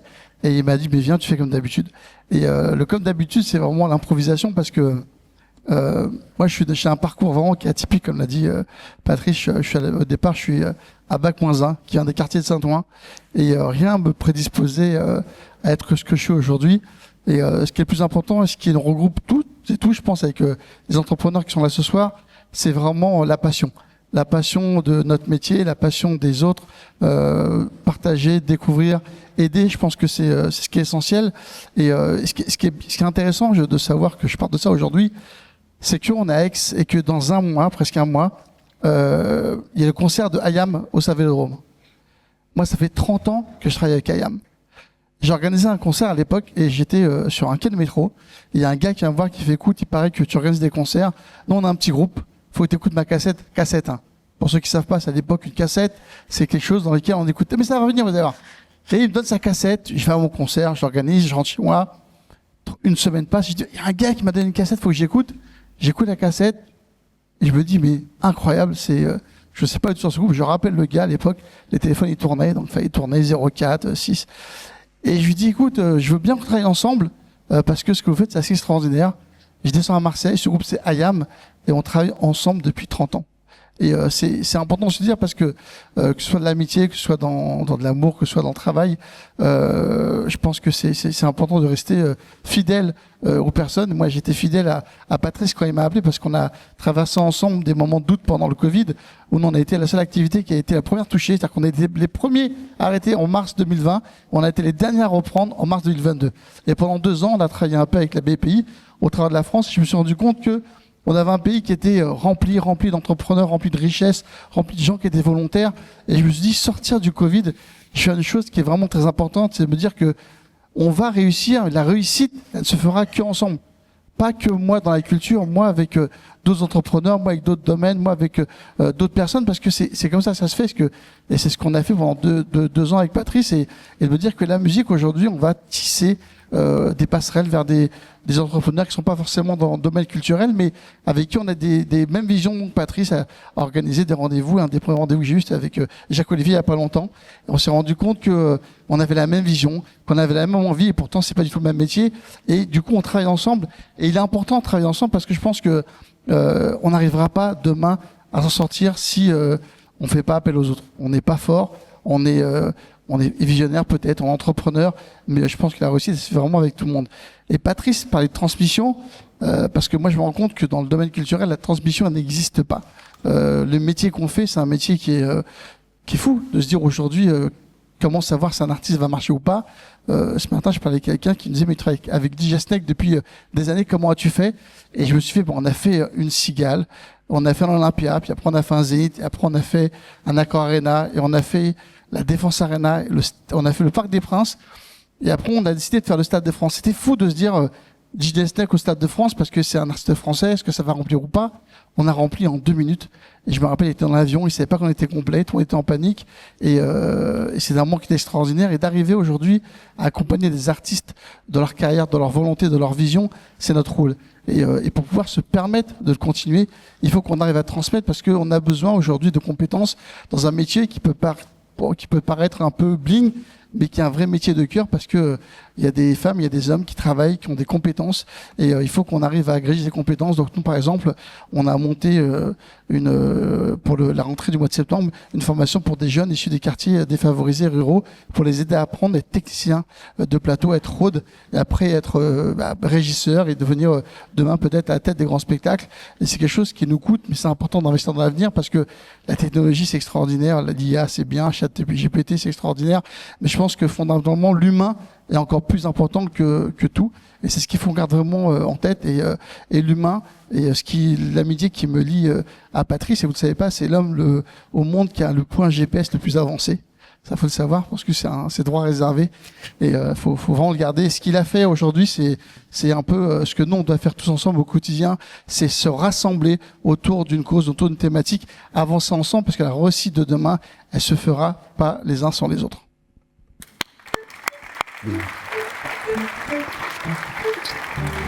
Merci beaucoup.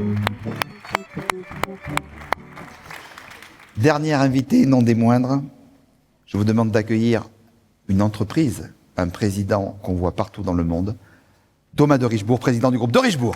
Merci. Mon cher Thomas, viens avec nous, viens devant. Je suis le dernier. Ouais, mais voilà. En étant le premier. Thomas de Richebourg, qu'est-ce que je pourrais dire? Multiples talents, acteur, est formé au cours Florent, et aujourd'hui devant vous, une des plus grandes entreprises françaises et mondiales, à la tête de Richebourg Environnement, leader du recyclage et des services de l'environnement. Vous avez racheté aussi une entreprise incroyable, Elior, qui est leader sur le continent américain. Audacieux, sûr. Certain. Accessible, vous allez le voir après, archi sûr. Engagé totalement. Vision claire pour ton groupe. Qu'est-ce qui pourrait te définir le mieux? Ta loyauté, ton respect et surtout une parole unique. Comme Angelo, je serai là, tu es là pour eux. Mais au cœur de tout, il y a 3 valeurs essentielles. La famille, ta famille et encore cette famille des entrepreneurs à qui tu veux donner. Un homme entier avec un cœur immense. Pour moi, tu es le modèle parfait des entrepreneurs internationaux, Marie. Et oui, toi Thomas, tu as transformé le recyclage en industrie stratégique. Et tu prouves aujourd'hui qu'écologie et performance ne s'opposent pas, elles se renforcent. Tu aurais clairement pu choisir d'hériter, tu as préféré construire. Bravo pour ça. Bah merci. Thomas, je l'entends d'ici, Il bat ton cœur. Ton cœur, il est immense. Tu as une âme d'artiste, il faut le garder. Tu es un homme d'engagement, il faut le rester.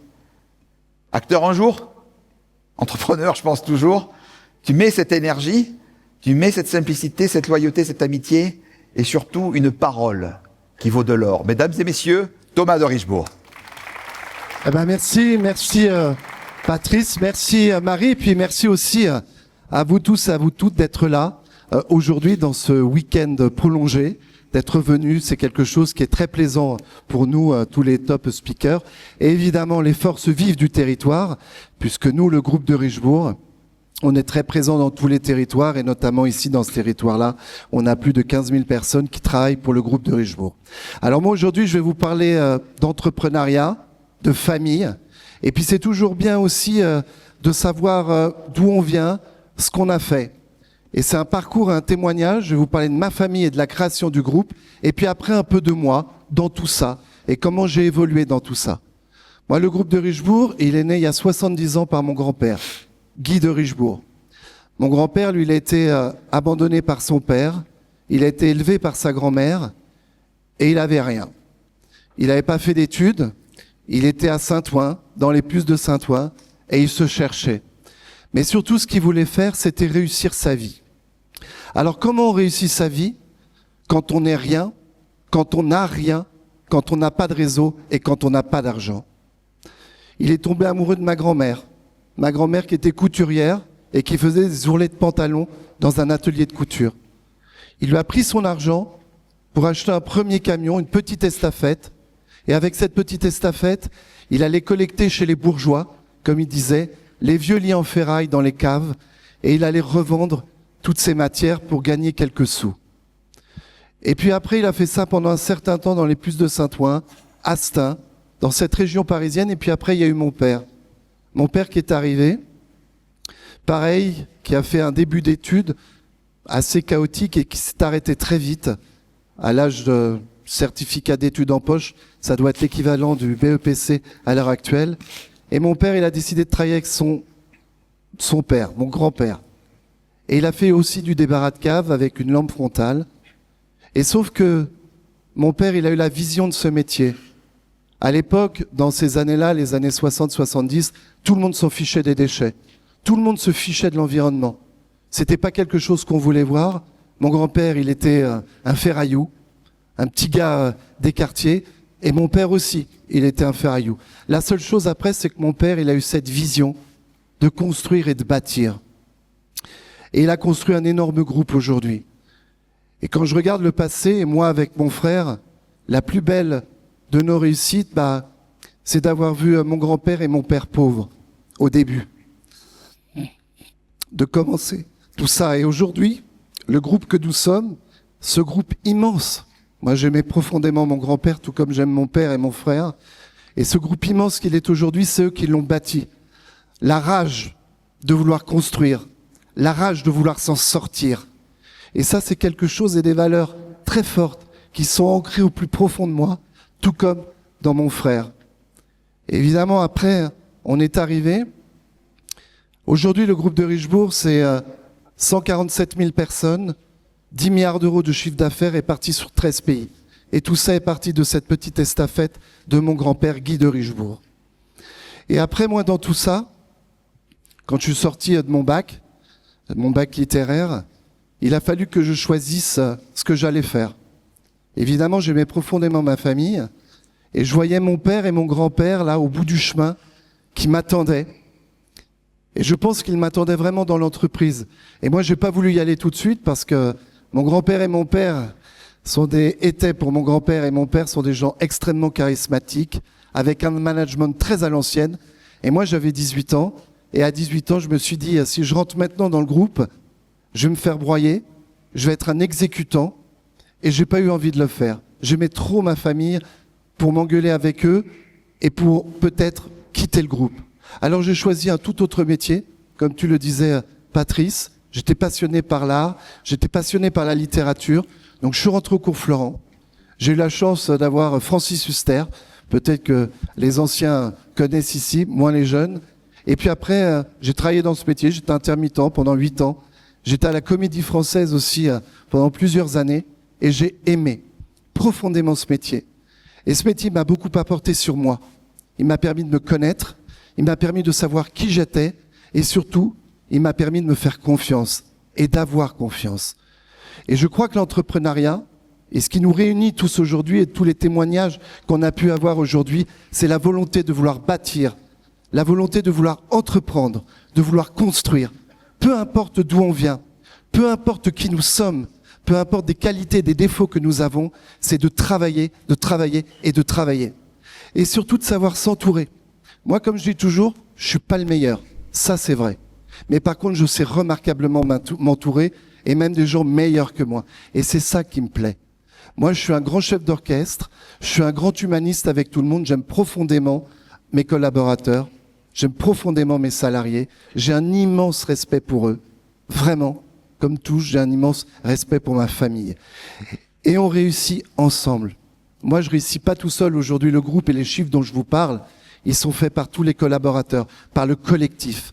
C'est ensemble, les uns avec les autres, qu'on peut construire et avancer.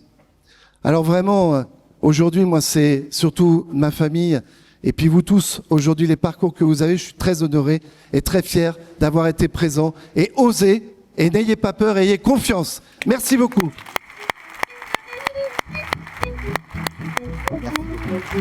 Reste avec nous, reste avec nous. Vous l'avez compris, cet événement, il a un nom. Les forces vives du territoire. 3 mots. Pour moi, la vérité, c'est que j'ai peur que tout le monde a peur. Peur d'entreprendre, peur d'échouer, peur de ne pas être à la hauteur. Et un jour, Patrice, tu m'as dit, mon métier, c'est d'aimer les gens. Donc peut-être que la réponse à la peur, c'est pas forcément la force. Peut-être que c'est l'amour. Et peut-être un peu l'humour aussi, même si clairement, moi, dans mon équipe, ils trouvent que le mien est vraiment nul. Et ça, c'est une autre histoire. Alors merci à toi, Patrice. Merci infiniment à tous les intervenants qui ont été là aujourd'hui. Merci à toute l'équipe. Moi, personnellement, j'ai vraiment beaucoup aimé cet événement. Et j'espère que vous aussi. Alors, vous avez quelqu'un qui habite ici, à côté de chez vous, qui s'appelle Christophe Mahé, qui chante, je ne vais pas vous le chanter, il est où le bonheur, il est où? Il était où? Il était là, sur cette scène, dans le public, dans cette aréna, dans ces forces vives du territoire. Vous avez partagé leur vie à tous, là. Vous avez partagé leurs valeurs, vous avez partagé leur parcours, leur ardeur, leur combat. C'est des combattants d'élite. Et ce qui nous fait vibrer, s'ouvrir, se découvrir, ni plus ni moins, c'est ce qu'ils font, ce que vous faites. De l'audace, de la simplicité, de la force, du courage, de l'émotion. Le mot essentiel qui a jailli, c'est le mot cœur. Le cœur, en fait, vous avez partagé cet essentiel. Dans le cœur, il y a 5 lettres. C'est comme créativité. Quand on est entrepreneur, on crée. C'est merveilleux. O comme optimisme. Vous l'avez démontré, mesdames et messieurs, sur cette scène. E comme engagement. Et vous les avez pris. U comme l'utilité. D'être entrepreneur, de créer des emplois dans les territoires, de faire vivre des familles. Oui, c'est utile. Et R comme résilience. Alors j'ai envie de dire, vive ces entrepreneurs, vive les entrepreneurs qui ont été aujourd'hui à l'honneur. Merci aux top speakers. Allez, venez sur scène, venez sur scène. Venez sur scène, vous pouvez les applaudir. Tous. Je voulais que vous remerciez également du fond du cœur les gens qui m'ont accompagné depuis plusieurs semaines, je veux dire quelques mois. Je pense en particulier à Carole. Venez avec nous.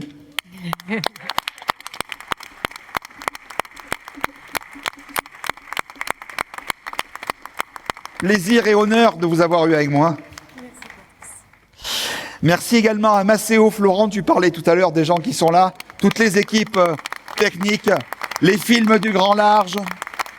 Remercier les Jardins de Galie, la famille Leroux, la chocolaterie Pélicard, la marquisette d'Aristide, le PAUC. Alors venez, je vais vous citer, mais venez. Le PAUC, c'est pas une marque, les mecs. Le POC, ça commence, il faut qu'on arrive à faire un truc, Jean-Marc, toi qui donne l'ambition, il faut qu'on crée un truc, hein, ensemble, un véritable mouvement. Graham, Michel, Christian, venez sur scène, restez pas à 15 heures. Applaudissez-les. Julie, Joris, Nicolas, Marie-Sophie, Arthur, toutes les équipes. Voilà, toutes les équipes qui sont là. Merci aux musiciens, allez-y, envoyez la sauce les musiciens, allez-y. Merci à vous. On se retrouve, Michel. On se retrouve dehors tout de suite. C'est à quel endroit, Michel? C'est pour le networking, c'est là-bas. On arrive tout de suite, vous pouvez les voir, vous pouvez leur parler. Merci, bonne année, à l'année prochaine.